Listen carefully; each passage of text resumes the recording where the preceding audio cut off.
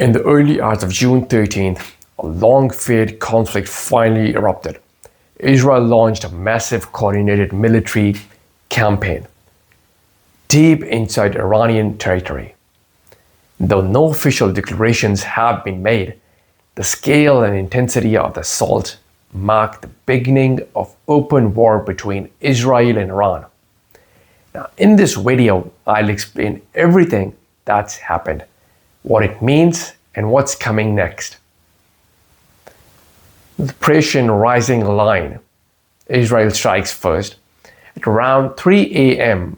Tehran time, Israel initiated Operation Rising Line, striking more than 200 targets across Iran. These included key nuclear sites, missile silos, military bases, and government command centers. The most high-profile target was Natanz, a major uranium enrichment facility. Satellite images and footage showed plumes of smoke rising from the area, signaling extensive damage, though it's not yet clear if the underground portions of the site were completely destroyed. But the attacks extended well beyond Natanz.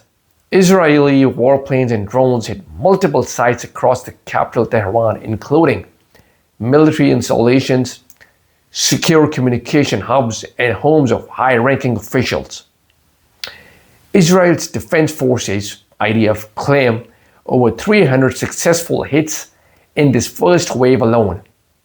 Mossad's role, this is years of planning. The assault was not limited to airstrikes. Israeli intelligence agency Mossad launched parallel ground operations in urban centers, targeting Iranian air defenses, missile systems, and high-value individuals. These acts of sabotage and assassination indicate years of deep preparation, relying on embedded assets and developed networks.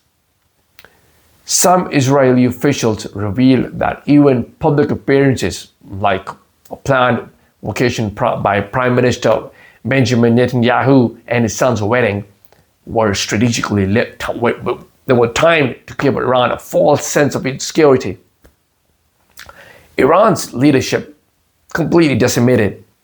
Among the most devastating aspects of the operation was Israel's decapitation strike against Iran's military leadership, killing them all, like Hussein Salami, commander of the Islamic Revolutionary Guards Corps, Mohammad Bagheri, chief of staff of the armed forces, Ghulam Ali Rashid, head of Iranian general staff, and Ali Shamkhani, nuclear negotiator and top advisor of the supreme leader.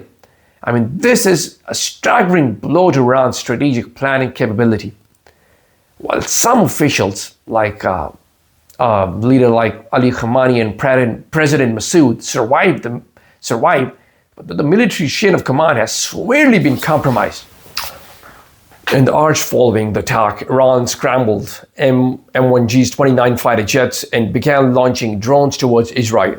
However, its retaliation was initially limited, likely due to the breakdown of its command infrastructure. Israeli sources suggest this was a deliberate outcome of the first strike, crippling Iran's ability to coordinate a response in real time. And despite this, Iranian officials have already begun appointing replacement military leaders and preparing a broader, sustained response. The trigger for this operation lies in Iran's nuclear program.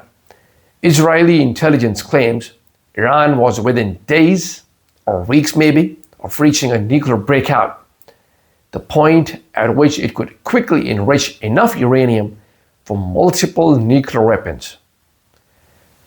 Now, estimates vary, but Israel alleges Iran could have built 10 to 15 bombs using existing stockpiles, some of which were already being assembled.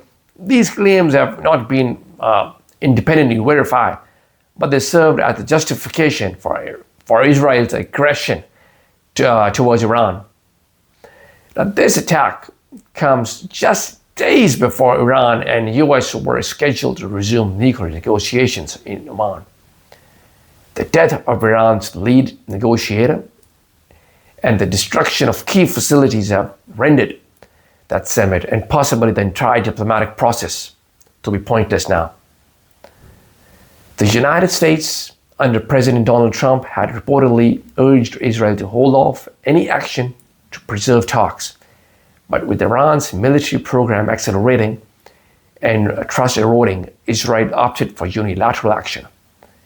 Whether Washington supported or was blindsided by this move remains unclear now. Now, what comes next? Israel is bracing for a massive Iranian counterattack, possibly involving thousands of drones and missiles, while Israel has some of the world's most advanced air defense systems. Even they could be overwhelmed by a full-scale barrage.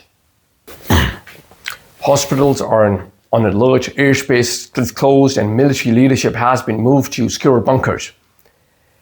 Well, Iran is believed to possess over 2,000 ballistic missiles, thousands of cruise missiles, tens of thousands of unmanned drones. Iran has spent years distributing launch systems and preparing for exactly this kind of scenario, ensuring it can retaliate even its command centers are disabled. Now, the US role.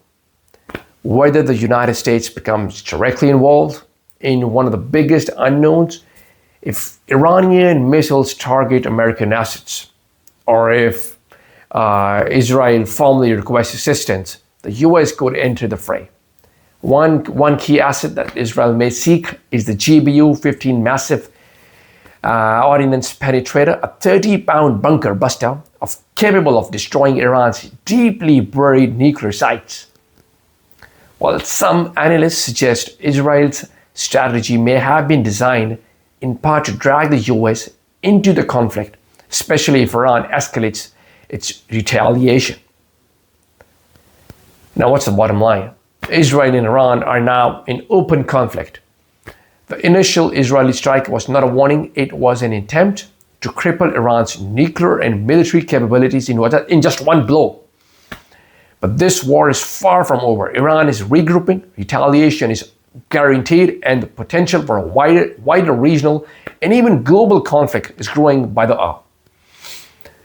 Now, please stay safe, stay alert, stay informed. This is only the beginning.